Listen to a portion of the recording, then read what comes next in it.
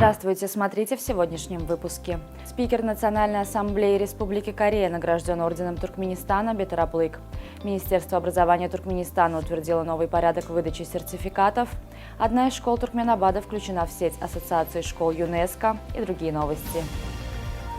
Президент Сардар Бердымухамедов наградил спикера Национальной ассамблеи Республики Корея Ким Джин Пхё орденом Туркменистана Бетараплык. Указом главы государства этой высокой награды председатель корейского парламента удостоен за заслуги в развитии политико-дипломатических, торгово-экономических и культурно-гуманитарных контактов между двумя странами. Вступил в силу приказ министра образования Туркменистана, утверждающий новый порядок выдачи сертификатов осваивающим образовательные программы, не предусматривающие проведение итоговых экзаменов.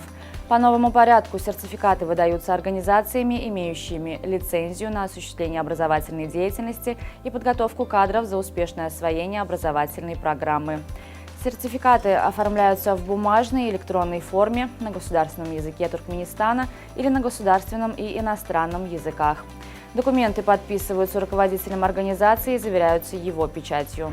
Ассоциация школ ЮНЕСКО расширила свою сеть в Туркменистане на 6 общеобразовательных школ. Одна из них – 30-я средняя школа в Туркменабаде. Это сотрудничество реализуется при поддержке Детского фонда ООН и Организации по образованию, науке и культуре. В библиотеке Государственного культурного центра Туркменистана состоялась конференция, посвященная роли электронных библиотек в развитии молодого поколения.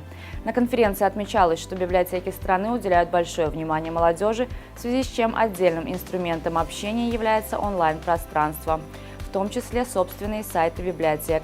Например, на сайте Государственной библиотеки пользователи могут ознакомиться с проходящими культурными мероприятиями, новыми книгами, которые поступили в библиотеку, а также можно увидеть информацию о действующих отделах библиотеки.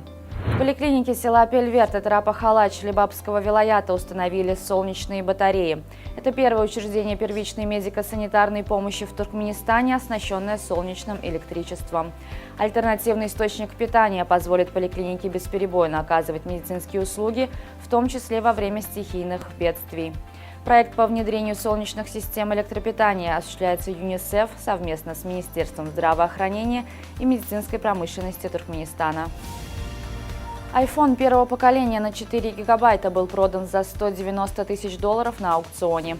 Модель проданного смартфона считается большой редкостью. 4 и 8 гигабайтные модели поступили в продажу одновременно, но большинство покупателей предпочли модель с большим объемом памяти. И 4-гигабайтная модель довольно скоро была снята с продажи. Смартфон, выставленный на торги, даже не был распакован и находится в идеальном состоянии. За его продажу организаторы аукциона планировали выручить от 50 до 100 тысяч долларов. Но итоги торгов превзошли их ожидания. Известно, что в год своего выпуска в 2007-м смартфон стоил $499. По заказу Министерства культуры и спорта Республики Казахстан в стране началось производство 10 пилотных анимационных проектов на основе древних легенд, общих для тюркоязычных стран. Отбор проектов проводится на конкурсной основе. Всего на конкурс были приняты 40 сценариев из 26 студий, написанных на основе легенд о великих личностях тюркоязычных стран, священных животных и географических названиях, общих праздниках и национальных развлечениях тюркоязычных народов. Сборная Туркменистана по футзалу готовится к участию в историческом турнире КАФА «Футзал Кап 2023», который состоится в Душанбе с 23 по 30 июля.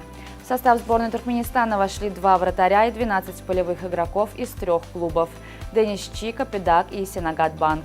На турнире КАФА «Футзал Кап» примут участие 6 команд – Туркменистан, Таджикистан, Иран, Узбекистан, Киргизстан и Афганистан. Они сыграют по круговой системе в один круг, где каждая команда сыграет с каждой. Команда победителя определится по количеству набранных очков. Сборная Туркменистана начнет свой путь на турнире 23 июля матчем против Ирана. Футбольный клуб «Ахал» отправился в турецкий Картепе в рамках предсезонной подготовки ко второму кругу чемпионата Туркменистана по футболу и предстоящей Лиги чемпионов АФК. В ходе сбора футболисты сыграют несколько товарищеских матчей, а также отработают различные варианты игры под руководством тренерского штаба. 4 августа Ахал вернется в Туркменистан. На сегодня это все. Желаю вам хорошего завершения дня. Увидимся завтра. И не забывайте, что Туркменпортал ваш самый надежный источник новостей.